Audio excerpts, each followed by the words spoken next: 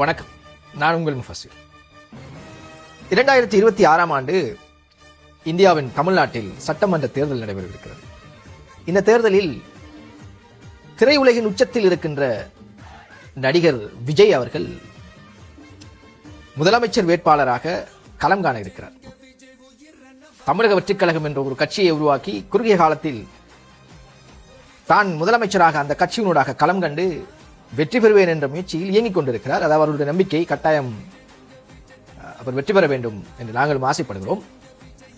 ஒரு விடயம், இந்த பரவலாக தமிழ்நாட்டை எடுத்துக்கொண்டாலும் சரி, இலங்கையில் ஒரு சில நபர்களை எடுத்துக்கொண்டாலும் சரி, விஜய்க்கு பின்னால் இருக்கின்றவர்கள் தற்குறி, விஜய்க்கு பின்னால் உள்ள இளைஞர்கள் பெரிய அளவில் சிந்திப்பதற்கு தகுதியற்ற இளைஞர்கள், அவர்களுக்கு அரசியல் தெரியாது, அப்படி இப்படின்னு சொல்லி பாரிய விமர்சனங்களையும் குற்றச்சாட்டுகளையும் பார்க்கக்கூடியதாக இருக்கிறது.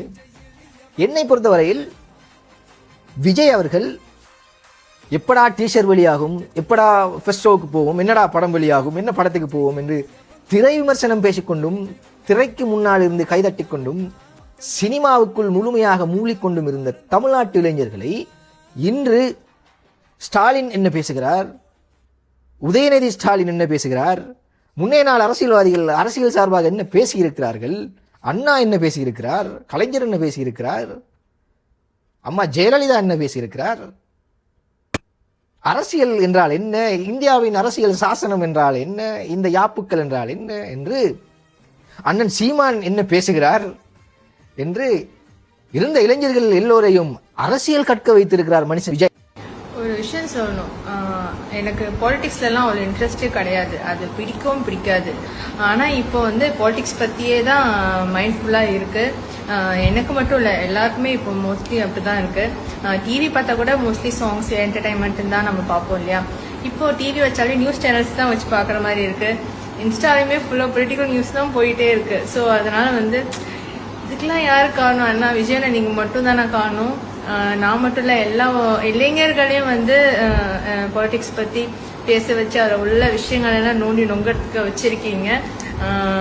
So power of politics power of youths வச்சு ஹேண்டில் பண்றது செம்மையா இருக்கு. தமிழ்நாட்டின் இளைஞர்கள் இப்பொழுது அரசியல் பேசுகிறார்கள். தமிழ்நாட்டை ஆளப்போகின்ற ஆண்டு கொண்டு இருக்கின்ற அரசியல் கலாச்சாரம் பற்றி பேசிக் கொண்டிருக்கிறார்கள். உண்மையிலேயே இதுதான் வெற்றி. இளைஞர்கள் தான் எதிர்காலம். அப்படிப்பட்ட வேறு ஒரு துறையில் சென்று கொண்டிருந்த இளைஞர்களை அரசியல் பேச வைத்து தமிழ்நாட்டின் எதிர்காலம் பற்றி சிந்திக்க வைத்திருந்த தமிழ்நாட்டின் தமிழக வெற்றிக் கழக கட்சியின் தலைவர் இளைய தளபதி விஜய் அவர்களுக்கு இந்த நேரத்தில் என்னதான் விமர்சனம் இருந்தாலும் அவருடைய இந்த செயற்பாட்டுக்கு நாம் சல்யூட் பண்ண வேண்டும். இப்படித்தான் ஒரு சம்பவம், இப்படித்தான் ஒரு புரட்சி இலங்கையின் தெற்கோடியில் அமைந்திருக்கின்ற பொத்துவில் என்ற ஊரில் 2020ஆம் ஆண்டு நடைபெற்றது. இது தமிழ்நாட்டு மக்களுக்கான செய்தி. அப்போது அங்கே ஒரு இளைஞன், சட்டத்தரணி முஷாரப் என்ற ஒரு இளைஞன் அந்த ஊரின் அரசியலை மாற்றி அமைக்க வேண்டும், இலங்கை பாராளுமன்றத்திற்கு ஒரு பாராளுமன்ற உறுப்பினராக செல்ல வேண்டும் என்று அந்த ஊரை பொறுத்தவரையில் அந்த ஊரில் அப்படி ஒரு பாராளுமன்ற உறுப்பினர் எம்பி பதவியை எடுக்கவே முடியாது என்ற இந்த வரலாற்றை மாற்றி அமைத்து இளைஞர்கள் எல்லோரையும் கட்டமைத்து வெற்றி பெற்று பாராளுமன்றம் சென்றார்.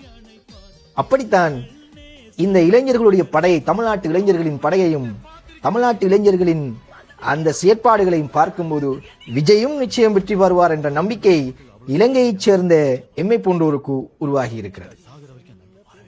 தமிழக வெற்றிக் கழகம் வெல்ல வேண்டும், தமிழ்நாட்டின் அரசியல் மாற வேண்டும், தமிழ்நாட்டின் குடும்ப அரசியலும் மாற வேண்டும். நன்றி.